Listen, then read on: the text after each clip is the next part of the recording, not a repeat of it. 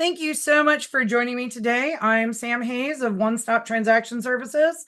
We're going to do the how, what, why for the broker file. This is going to be a pretty brief, direct overview of the key spots that I'm seeing missed. I do have a video already recorded specifically line by line of the listing agreement. There's also one of the BRBC and the SPBB. I still need to do one. That would be the buyer representation broker compensation, seller pay, buyer broker. I do still need to do one specifically on the BCA, the broker compensation advisory, and then also on the PSRA, the property showing representation agreement. That's the little short one, the mini one. Everything I'm about to tell you is from my experience as a TC. Please verify all with the broker of record of the file you're working on. I am not your broker. Anything I'm sharing is just for educational purposes only. Now that we did all that fun stuff, let's see, tab over. A little bit about me. I've done this for over 2 decades. I love paperwork. I love all of this stuff. I am a CAR certified transaction coordinator, forms trainer, zip forms trainer, realtor, notary. I'm just a big nerd. So that's why I like talking about all this. Why are we here? What's going on? So the whole thing, everything, we've had this lawsuit was started back in 2019. And then there were delays due to the pandemic and everything else. So we ended up now, after the court cases got decided last October, this is where we're moving forward.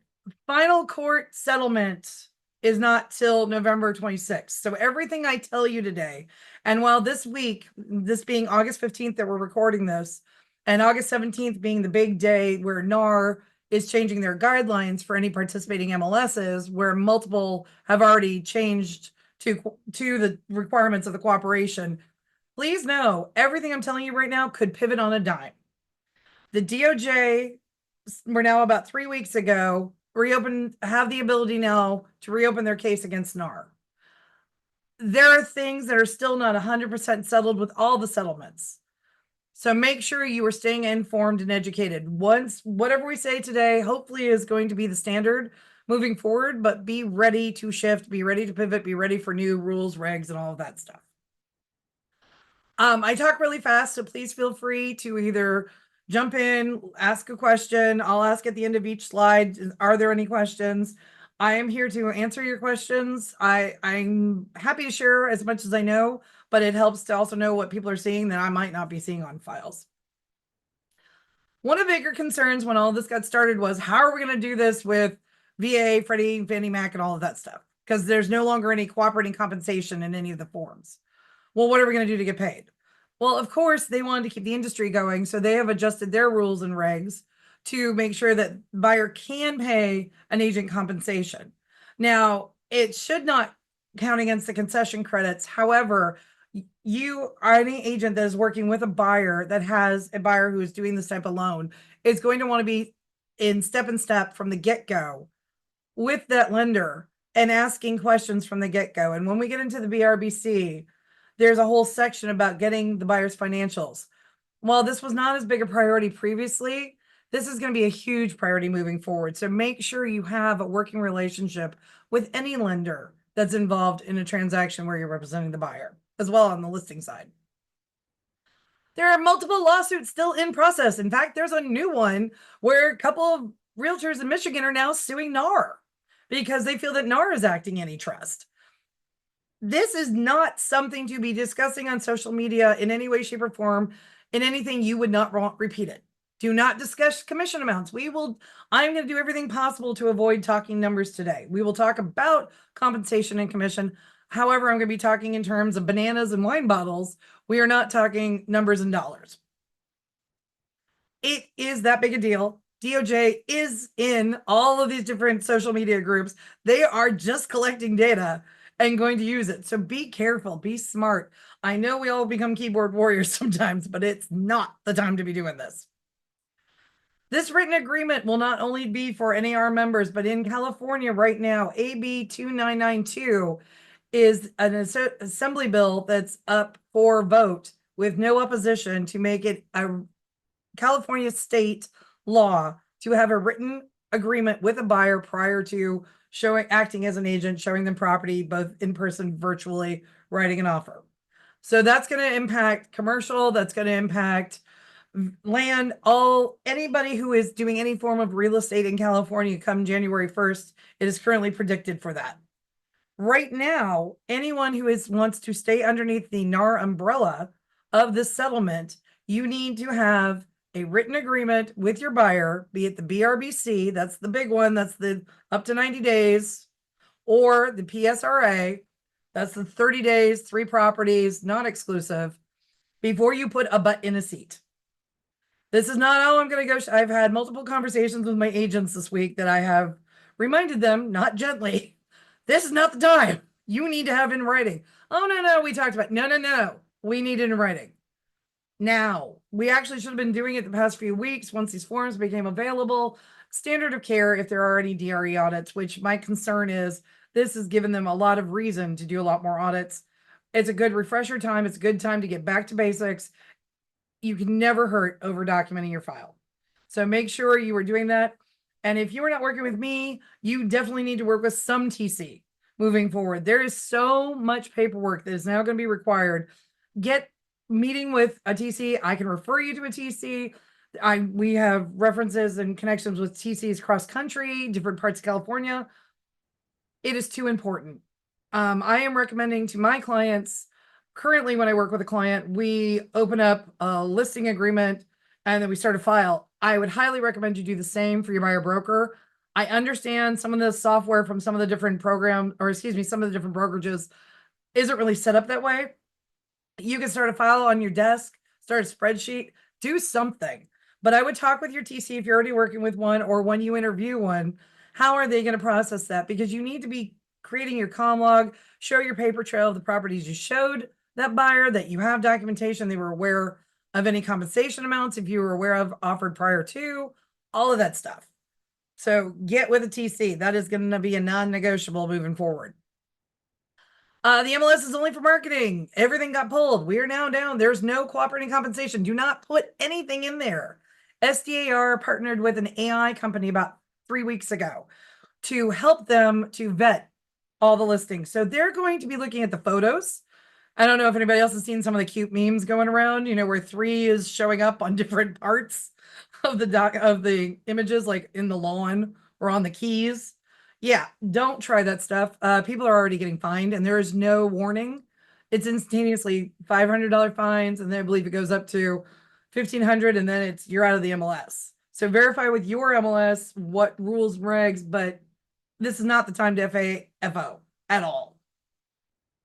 You can share if your seller chooses, and we'll get into that as we go through the docs, to offer a concession to the buyer for the compensation of the buyer's agent on anything that is controlled by you or your broker. So as long as you are the only ones who have the ability to upload to that document, or upload to that website, excuse me, or upload to anything, you can do it. I'm hearing people are doing it on writers. So far, I've heard that's okay. I've also heard that, do it on flyers. Expect this is going to evolve. I've heard some gray areas that you can do it on your own social media.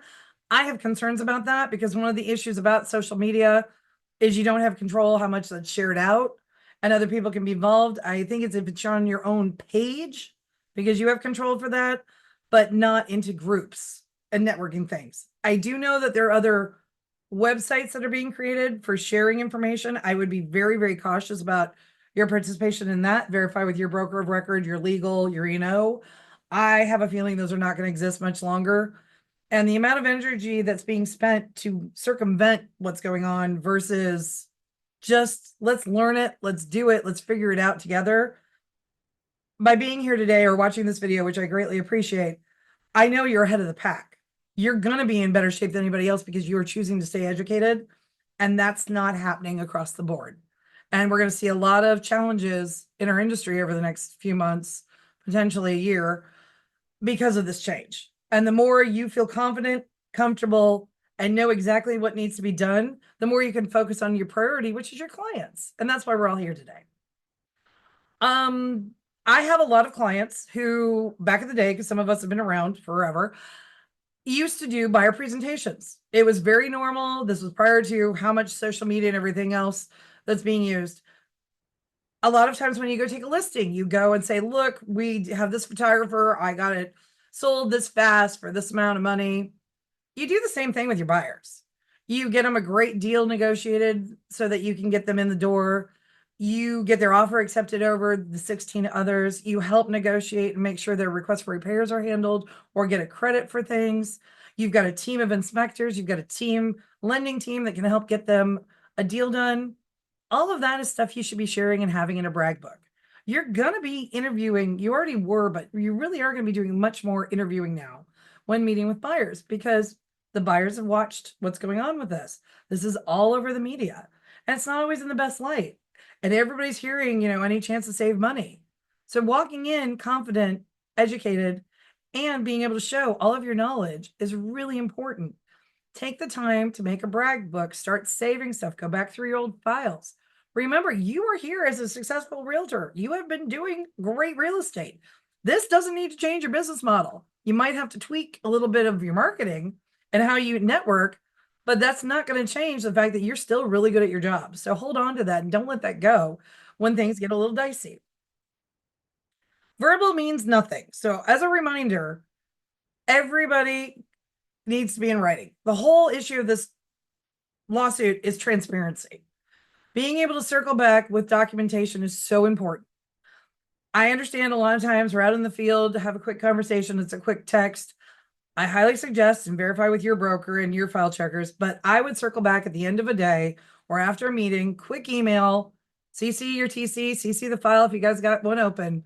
Hey, great seeing you today, buyer. Hey, by the way, we talked about blah, blah, blah, blah, blah. You're going to do blah, blah, blah, blah, blah. I'm going to do this. Please let me know if there's anything different. Talk to you soon. And you've got that written record, and that keeps going through so that you have something to circle back to. So it's not everybody trying to remember what perspective was what. Be ready for increased audits. We are going to have more file reviews. I'm expecting a lot more audits and file reviews. So that's why all of this documentation is so important. Does anybody have any questions? Nope. Okay.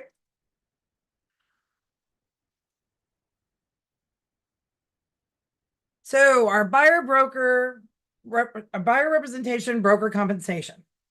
This form was combined down in 2022 because we thought that's when anything was going to start switching. Then we put it on pause. This automatically defaults to not exclusive. That means only the properties that you showed them, and you have to provide a list, are the properties that you would be owed compensation on. If it is exclusive, you're going to mark, there's a checkbox on page 1 and then initials again on page 5 of the document to make sure everybody's aware. Exclusive means you guys are a team and we're doing everything about real estate together for the next 90 days. It's 3 months, not 90 days. So that is the thing I always do backwards. They wrote it to match what's coming in the legislation. So they wrote 3 months in the legislation. That's why they're saying don't do 90 days, do 3 months on things. You may want to do a little bit shorter. Be aware of that. You can renew it. There is a modification of terms specifically created now for the buyer representation.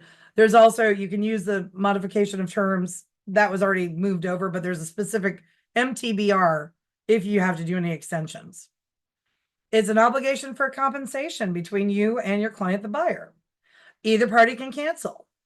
If it's not exclusive, we're done. We sign off, we're done, we cancel. If it's exclusive, technically it defaults the 30 days after. However, if you review the cancellation form, if it is a mutual agreement between you and the buyer, it's just not working. You guys, you're not connecting, so why waste each other's time? That can also be made immediate, but it does have to be a mutually agreed situation. What's great about it, what you can share, because I know these are so hard to ask for, and I get that it's so hard to start having people sign documents and changing how we've done business in the industry. But what it does is it helps clarify in writing what's my responsibility? What's your responsibility? Who's doing what? What am I not doing? What do you not have to do? And you can do it for one property. You can do it for a day. You can do it for one zip code, a county, a city. Now with this is kind of a Goldilocks paradox, because here's the thing. We don't want it so finite that if you need to, and you get into an issue with the buyer, that they can say, well, this was one block over, so it's not technically in that zip code, or it's technically not in that city. Being here in San Diego, we have so many different little mini cities and count within the county. Or you also don't want it so broad, because I'm not going to sit here and say, hey, I want to show you all of California. I'm not going to be able to get from San Diego up to freaking Weed or Modesto in the same day typically. And if a client's looking in both those areas, they're typically not going to be working with a Southern California realtor. You'd have a Northern California because they're so different. So make sure you're being aware of that, where you find that sweet spot. When this becomes law as expected in January, then they are going to be a little bit more understanding and reasonable about the fact that commercial's a little bit more likely where you would be going within the Inland Empire. So you could be within Imperial Valley, Riverside, and San Diego, very likely, or some of the other counties where they're a little bit closer. So there is some give to this, but be realistic in what you're trying to accomplish when you fill out this document. Are there any questions? Okay, move on. Sam? Yeah. Hi, it's Brandy. Does Hey. this apply to vacant lots? I would do it now. I know it does. I'm not sure if it does. No, because it's one I to didn't. 4. It's 1 to 4, but I would go ahead and do it because it's going to be law in January. So why not? Okay. I mean, I don't see any reason not to. Okay. Yeah, because that was my thing. I thought the land we didn't have to do any of this, but Not if it's yet. coming, Yeah, it's like, it's the whole, do we have to, or is it good risk management? okay. Thank you. You're welcome. Again, right now, in my understanding, it's single family. I have to go into the rest of it. I'm just telling everybody to do it.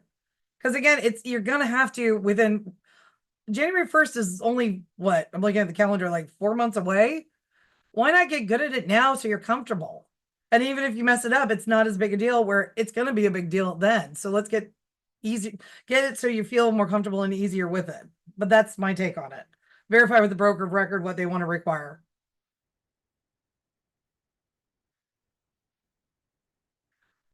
So here's a way to look at this moving forward. We now have one property that's going to have 3 different contracts on it. We're going to start off with that property is going to get listed. So we have the seller and the listing broker are making their contract that we're going to work together. We're a team. Then the buyer's out looking for their home. So they've already made a contract with their buyer's agent because we're a team. And then the purchase contract is basically the buyer and the seller saying, hey, these are my representatives. You guys negotiate and get us connected. And I decided S was so fun, I misspelled buyer, but that's okay. So moving forward, the thing to realize is on the listing side, the BRBC, you think, oh, I don't have to worry about the BRBC. Well, you do, because I need to be able to prove that was established, because I know that you're supposed to have all the finances and everything researched on that before you started showing property. And then the buyer side needs to know that as well with the listing side, because, hey, if I've got an NTT seller, I know you were supposed to get all the documents from them proving they have signing authority. So I want to make sure you've got what you need. And then that all feeds into this purchase agreement together. So every file is going to have a little bit of all of these on them. So we know it's from now on, it's 1 property, 3 contracts.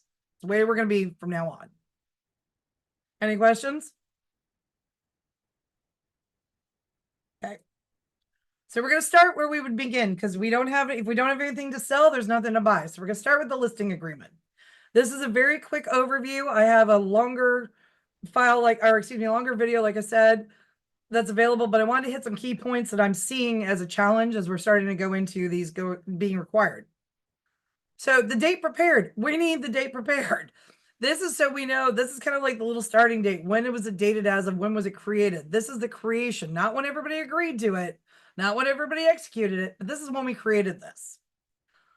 Who's got the right to sell? Who's selling it? Where is it? Make sure you have the assessor parcel number. We got to verify all this stuff. What's your listing period? So right now it's 24 months max that you can do this. You can extend, I believe, up to another 12 months, unless you have an entity seller. Entity sellers are considered educated, so there are no time limits. Same on the BRBC with entity buyers. No time limits. Going into what's the listing price? Now, I know that there's been a lot of changes in the market and things are shifting with rates and such.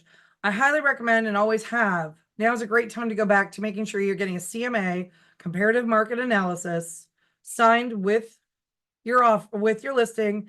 And then you agents, we never set the price. But if a seller has different numbers that they're talking to that may maybe not match what the market's currently stating, I would run a couple of different debt sheets. I think it's really important to have those documents with your listing, especially now for transparency, showing the different price points, how much, a price change could impact your marketability versus how little it could impact what your net is. So make sure you're going to some of these tools and having those included, but verify with your broker of record what they want on file. The other thing is it property specific? Is it manufactured home? Okay. Well, is there an age requirement? Is there anything to do with the park? Do you own the land? Is it actually attached to, is it a permanent structure? Are we dealing with DMV? Are we dealing with HUD? What's going on? Ask some of these questions. Right now, there's so much that we need to know when we start a listing that I think people forget that we just want to get it listed. Let's get it on the market and we'll clean it up. Well, no. What if that person can't sell it? Or what if that person already has some liens and problems on it? You need to know as much as you can before you even go in. This is the time to partner up with your title partners, get a property profile, find out who should be signing, make sure you're going in educated so that you can present this property and you can better negotiate on the seller's behalf. Is this a probate situation? Are we in a guardianship? Do we have the letter of authorization? You got to limit your time frame for your listing. These are things you make sure you want to get all the info before we're moving forward so you can have a solid listing with no issues. And having some of the stuff missing can impact whether or not a seller would be required to pay you because we don't have an executed contract between you and your client. Any questions?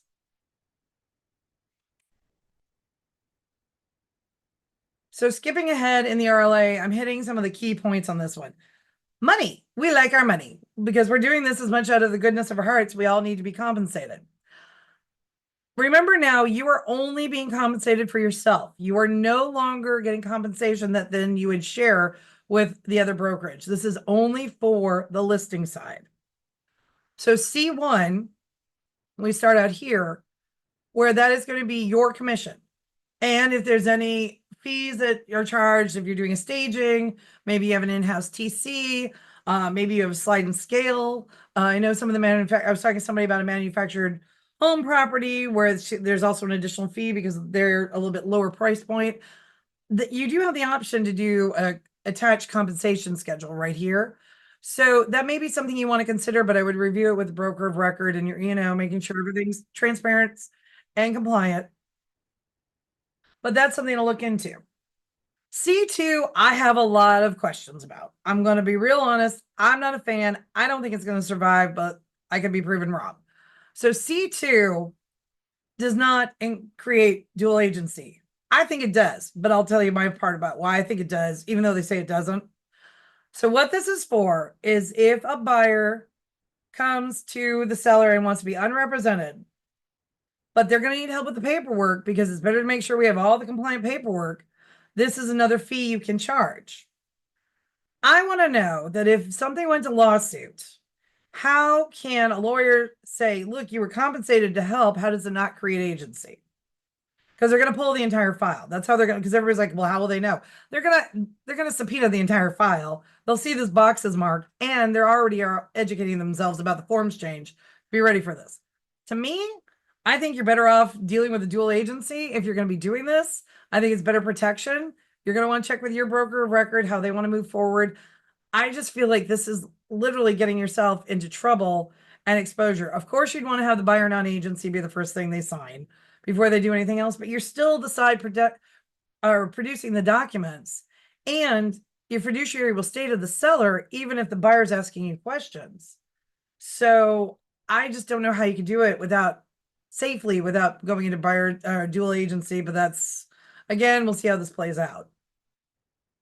Continuing right of compensation. That's like you do in a listing agreement. You would just have a list of the properties you showed instead of a list of the buyers who came to see the property. And you present that after close of escrow and you negotiate what time frame that would be if they decide to go back and buy a property or something came back on the market. Did they have obligations to pay previous brokers? Do they already have this continuation of rights with another broker?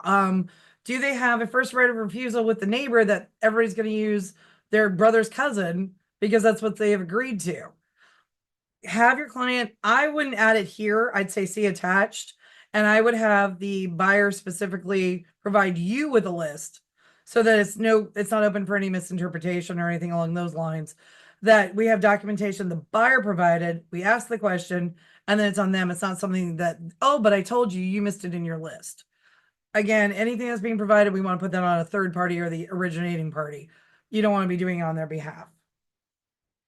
Any questions? Okay. So this is the other one that's going to make you crazy. And I understand that. And I'm going to tell you right now, this is supposed to protect you. It's going to be a crazy maker though.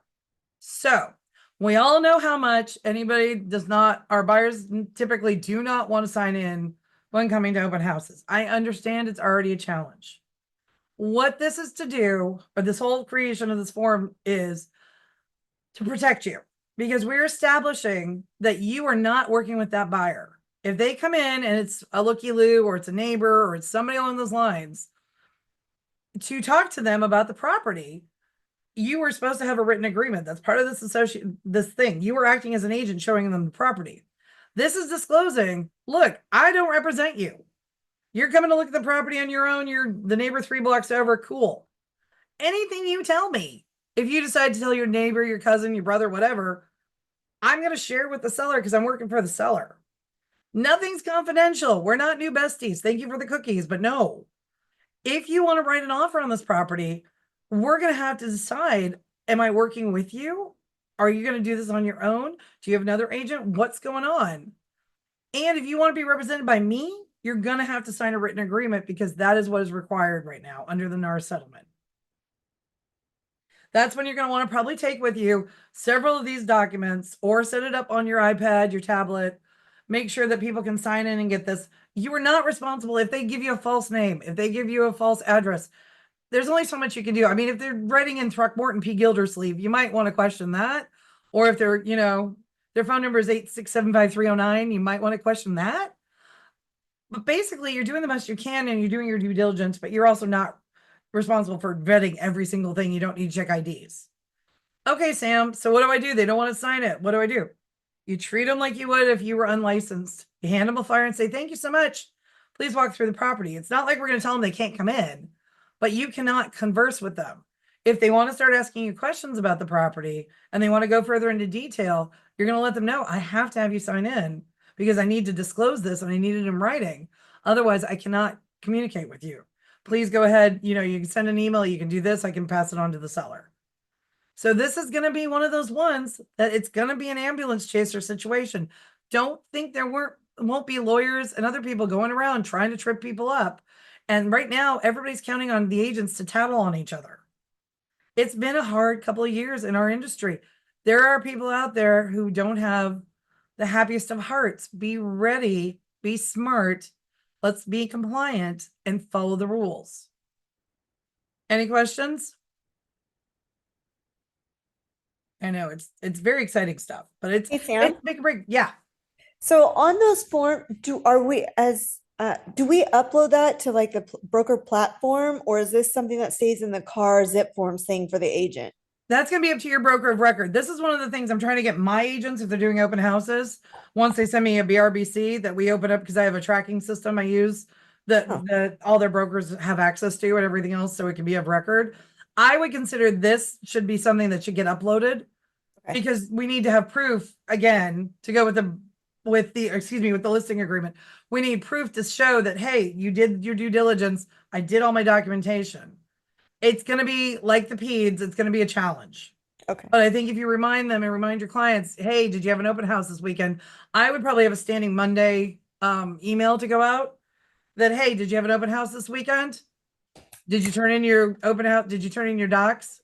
Because they're not going to remember to do it. Thank you. That's helpful. Cool. Okay. I'll write myself a note. That was a good idea. I'm going to do that. Anyway. There are only two documents we need for a buyer's commission, but they're how they do it and what order you do them in really matters. We got to have that BRBC first. You have to establish that in writing before you write an offer. That has to be the very first thing. And the very first document in that is the agency document because they're already stacked up for you. So it's got to be in this order. Not, oops, I forgot. We already wrote the offer. Oops, you're not going to get paid. This is not an FO time at all. This is very serious. And again, escrows are already asking for copies. They are cross-referencing it because they know they could be held accountable. Different MLSs may be asking for them to be uploaded at some point because they are being held accountable by NAR to be the ones vetting to keep all of us in line. This is not a joke. You're going to get asked for it by different people that you never thought you're supposed to get asked for it from. Second step, make sure you're putting it in the right place in the contract. The SPBB, this was created specifically. This has been around for years. You guys have all seen it when this almost started last time. 3G3, mark the box, fill out the form. Don't try and get creative. Don't do it in 3G1. Well, this is the compensation or it's this or that. No. 3G3, seller pay by a broker. Let's use the tools we're given. These have already been vetted by the DOJ because we know that all happened. So let's use the right tools so we're not going outside. This is not the time to color outside the box. Anytime you add words to a contract, you are practicing law. We want to keep it simple, clean, and to the point. Don't add if you don't have to. Any questions? Okay. So we got this client. We're so excited. We're going to go meet with them. So when do we prepare it? That date should be the same as the date you're signing or earlier. Who am I representing? Who am I working for? The representation period, again, 3 months, not 90 days. It's 3 months, unless it's an entity. You've got to mark the box for exclusive. It defaults to non-exclusive. So you got to mark a box. Anything that takes away from the buyer having the flexibility to change or anything along those lines, you're going to have to specifically either mark the box, initial, add. They want it so it was very clear. And there's redundancy that, hey, I told you, only you and I are working together because this is how we're moving forward. So make sure you're paying attention and getting these little spots. They're really important to get you compensated for all the effort you're about to put forth. This is 5 pages long. You do not have to give all 5 pages with the SPBB. So when you have the seller paid by a broker, which we will get to, they're going to ask for proof of the numbers we're going to get into. You don't have to give them your whole agreement.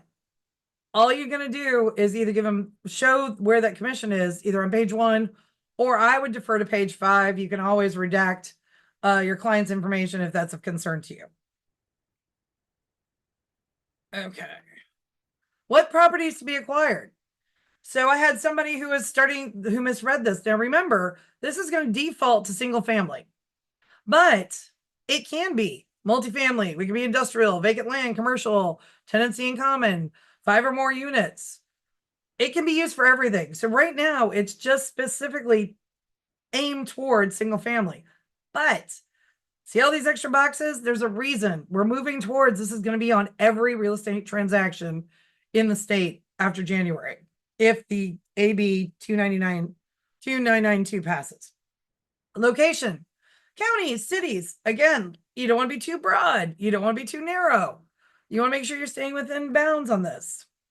Additional description. I need something that's 5 acres. I need something that's single level, anything along those lines. You can go into with BIPP, and that's the buyer identification preferences and priorities. If you've got a client who's really not sure, they're like, we just want to see houses. That's a great form to go through with them just to review, ask some questions. It's not one that's to be shared with the listing side. It's just information for you and your client to work together. And if that changes, you can do a new one and update it as you evolve. But the more you can get that sweet spot of what they're looking for, but still give you enough wiggle room, that's going to be the best thing to show your due diligence if there is any conflict or issue about owed commission. Is anything excluded? Okay, that one in the neighbor's house, we're going to exclude that. Or the one that my cousin's trying to sell me, we're going to exclude that. Again, I would have your buyer give you a list so that you can have their documentation. You don't want to take the list from them. You don't want to try and squish it in. I think it's much better if they attach a list and provide you with the information, but verify with your broker. Any questions? Okay. The important part, compensation. How are we going to get you paid for all this great work and service that you and value you are providing? Because the ultimate thing here is you're an expert who is going to guide somebody through a transaction that they may do typically 3-4 times in a lifetime, or we're doing them daily. You're the expert. That's why you're here. Your knowledge has so much value because the amount of time and effort and stress you're going to save them, let alone money and chaos. When we're working on this, reminder, which has always been, everything's negotiable. And this is the time to show your skill set as a salesperson and your ability to negotiate. Amount of compensation. This is the maximum amount you can receive from either the buyer or if the seller is compensating the buyer for your commission. If you start at your floor, that gives you no wiggle room to help assist, give credits, reduce, do anything along those lines. Be realistic. You have value. I know it's scary and I know it's hard to ask, but starting with your number, I would go with higher because you can always reduce. Increasing this agreement is very challenging. So you want to start high, you can always bring it down. This is also where you may have an in-house TC fee or a TC fee that needs to be that you would like compensation. Maybe there's an administrative fee in your office, or you may have a compensation schedule. Again, verify with your broker of record and legal how they want that set up if you are doing a compensation schedule. E2 is the really big thing. If you get compensation from the seller or others, this compensation is reduced.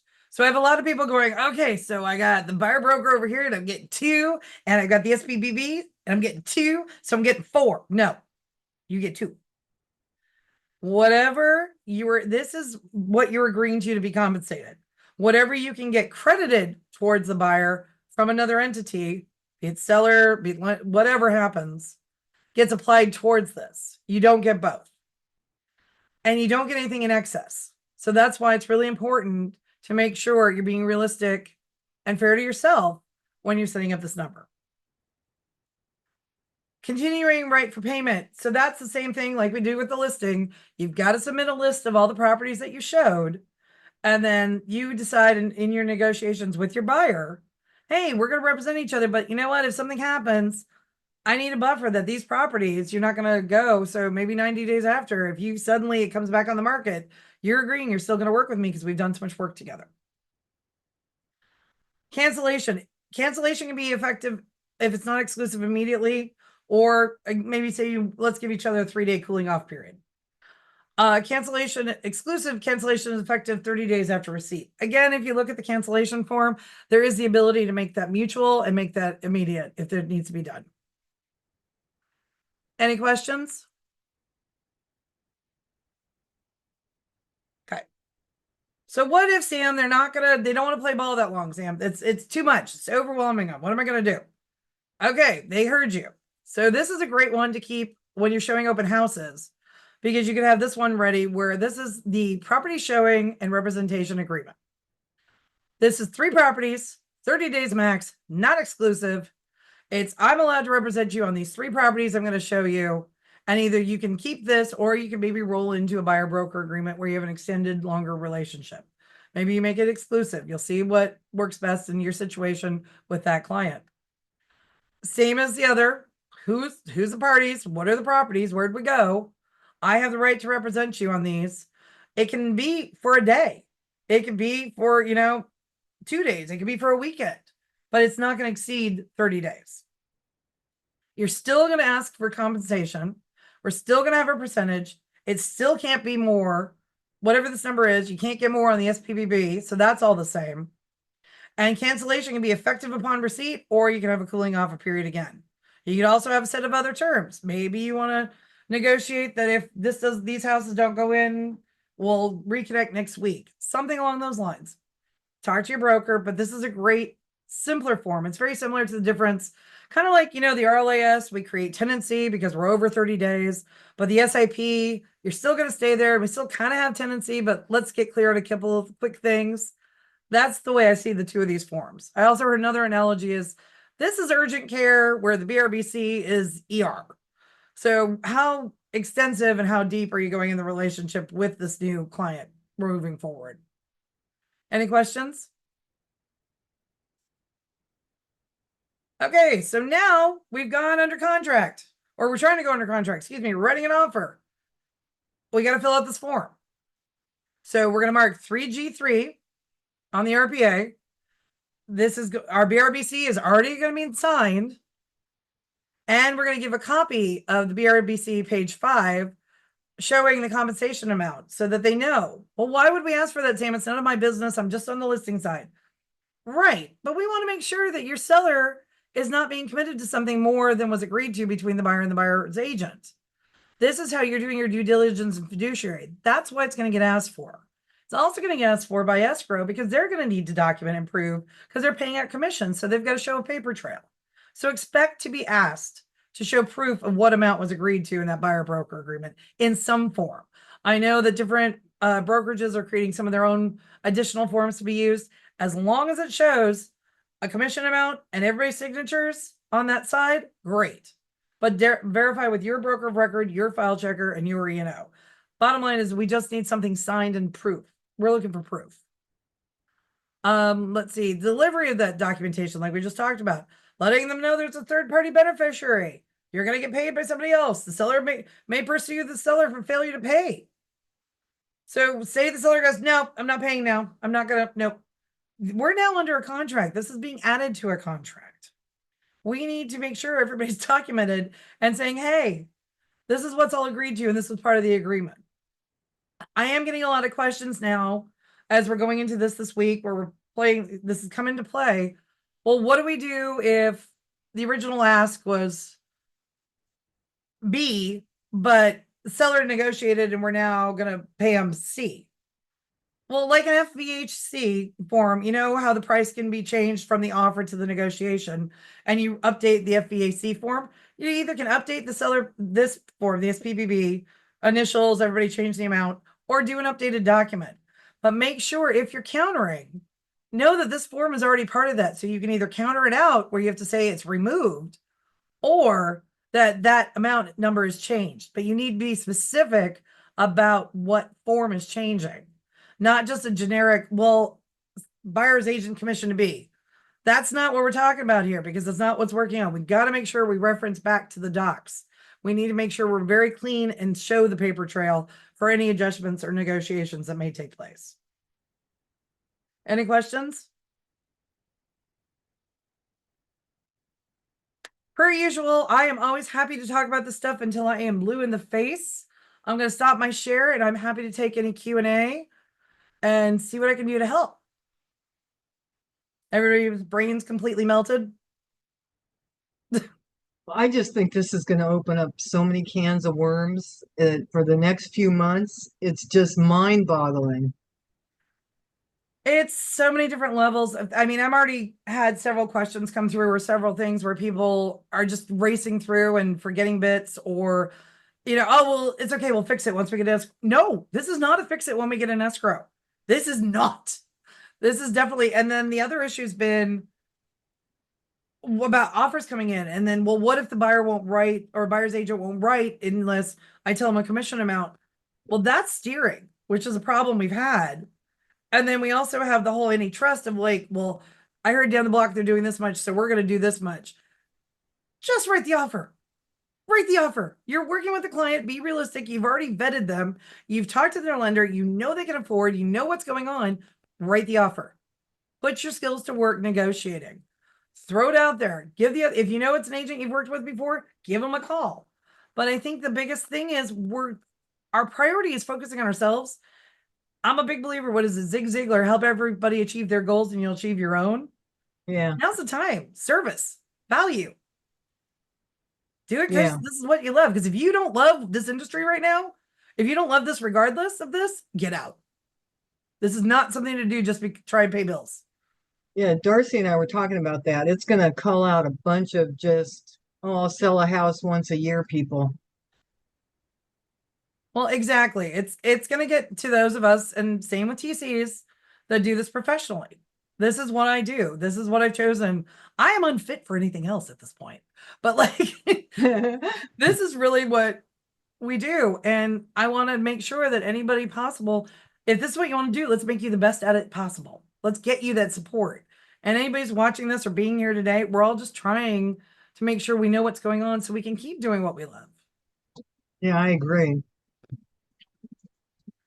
Any Okay. other- oh, Oh, go ahead. I'm sorry. no. I was just going to ask any other questions. Yeah, of course it's me. No, happy to help. Okay, so I asked EXP because I work with a lot of agents there on the BRBC, and it's where it says that they have to provide information, the financial information, if they can do the all of that. I was told that doesn't have to be filled out. Is that true? Do you mean the box doesn't have to be for the buyer financial? Yeah, like any of that doesn't have to be checked or anything unless No, it doesn't. needs to be. It doesn't, but you still need to get the docs. What do you mean by the docs then? Like the Like a pre-qual, a pre-approval, verification Oh. down. That's why you're going to want to be working with that lender. I mean, you're going to need those anyways to write an offer. So why Okay. wouldn't you go ahead and connect with that lender and get that information? So even if it's not checked, you're still going to be required to. Well, wouldn't it be good to actually write that down then and check that box? Well, the form, I don't know if you've looked over the form, and I can share that one because I saved that just to be ready. I think it's a little invasive. I won't lie. I agree. I think it's a little invasive. I have concerns. Let's see. It's one of my ones I've got up here. I opened them all up just in case so they were ready. So this to me is a little intimidating. I was Yeah. like, my pearls. I think there's some great information here. I think it's good for asking some questions. But like I just went through with losing my mom, I had an inheritance. And we would have been having to disclose that if that's how I was going to purchase anything. Or, what type of financing type? Is this leading somebody to then have a bias because of some of Yeah. this Oh, information? yeah. Where I think they're going to have to revisit this. I think it's just too intrusive. But I do feel that there's some good questions here to start a conversation. And this is a great time to start a partnership with that lender on that file. Okay. And Thank then you. definitely make sure you're in touch with that lender so that you guys can work together to help support this buyer. Okay. Does that Thank make you. sense? Yeah. But no, the boxes are not required. You are not required to use these forms. They're Okay. just additional ones that I think they're great for reminders, and I think they're good conversation piece. But I got some concerns about that one. Okay. Thank you. You're welcome. Sam, it's Belinda. I have a question. I'm not sure if you're gonna be able to answer it. I'm in the process of trying to decode it. So Okay. an offer was written prior to the MLS pulling the commission. Okay, which was the 13th up here. She then sent, I don't know that my agent has a BRBC. I'm trying to find that out. Okay. She checked the box and included the SPBB and the SP, the single party compensation agreement. So I'm trying to figure out the single party compensation, if that was something she just threw in there. If the offer was written prior to the MLS pulling the commission, does she, I know she should have When the was RB. it accepted? It was accepted on the 13th, which was the day, probably that night, or wasn't that the day that the MLS pulled the commission?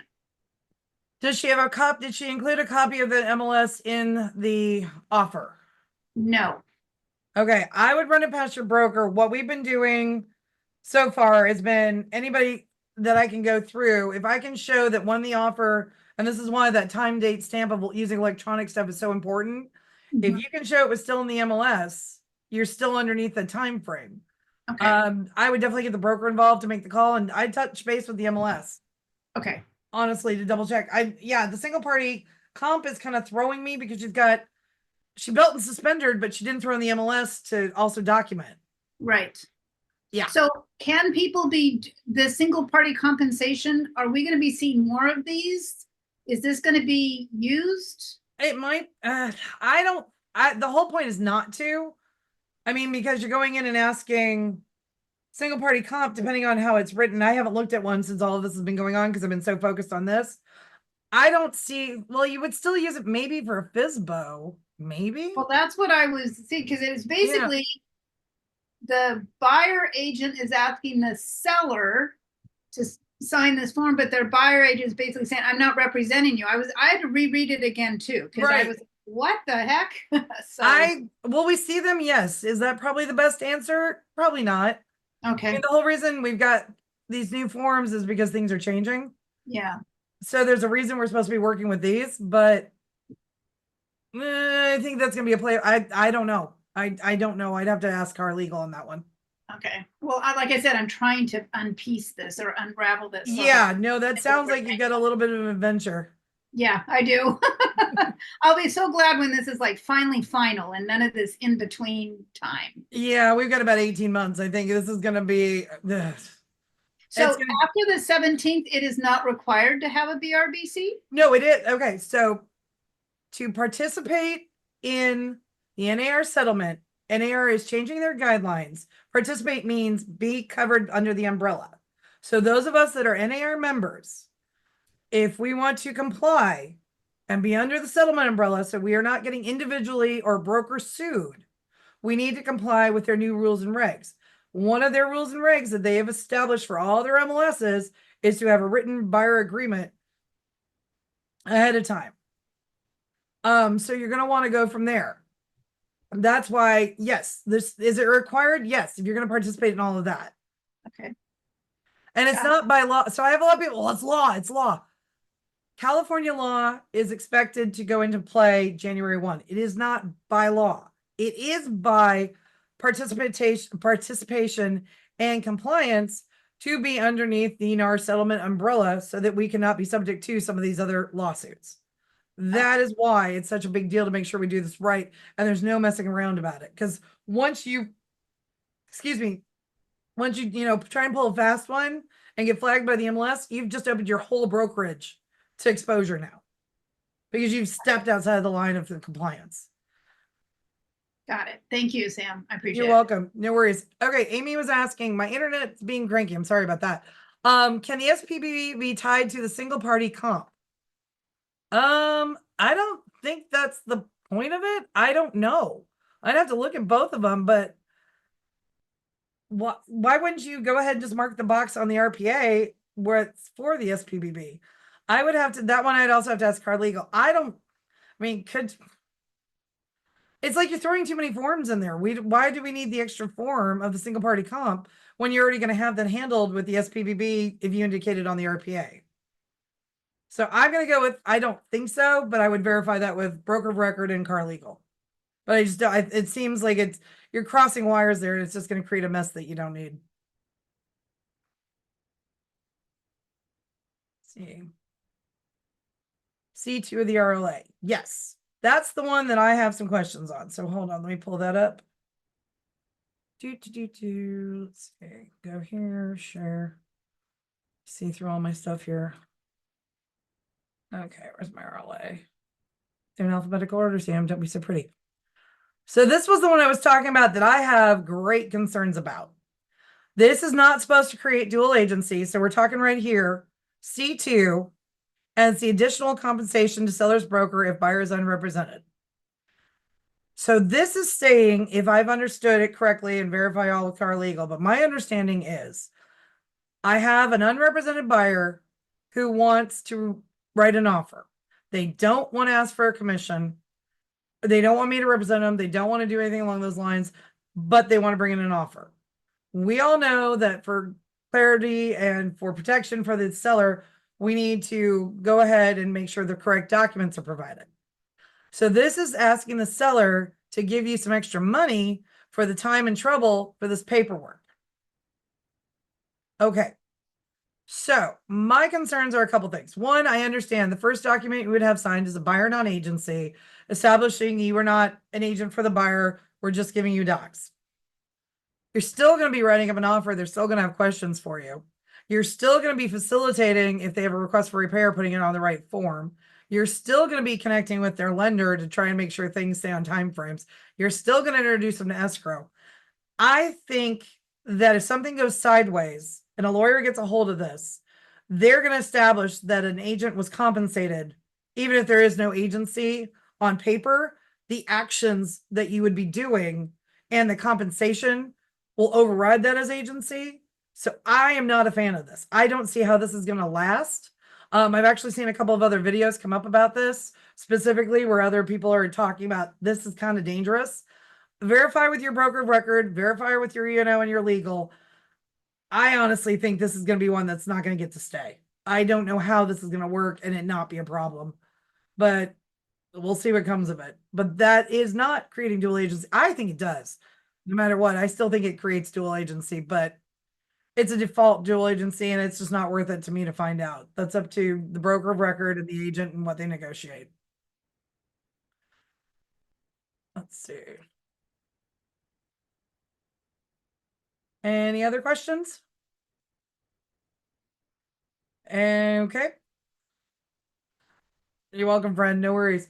I'm going to go ahead and stop the recording. People can hang out for a little bit and we'll go from there. Thank you so much for being here. Again, verify everything with the broker of record.